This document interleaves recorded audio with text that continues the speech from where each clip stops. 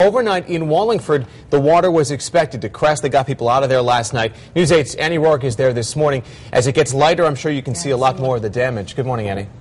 Yes, you can, definitely. Good morning, Chris and Kristen. They are hoping they have seen the worst of it here at the Yalesville Mobile Home Park in Wallingford. If you can see behind me, this is what the streets here still look like.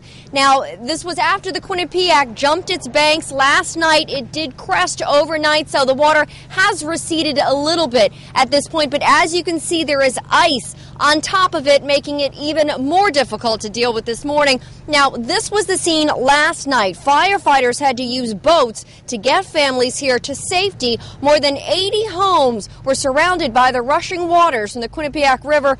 Now, town officials were worried that the people living here were in danger because the river was expected to rise several feet overnight. It was expected to crest. They also sent out crews checking for damage, but it was only a voluntary evacuation last night. Some people thought at first they might just try and ride it out, but then changed their minds.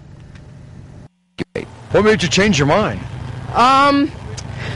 When they said we were probably going to get another foot or two, and I just moved into the place, and it seemed ever since I moved in we had the bad weather, and I'd rather be safe than sorry. You can actually see from my back porch the Quinnipiac River rushing by the people's houses behind us. It's really bizarre because it's usually over a cliff. You can't really see it.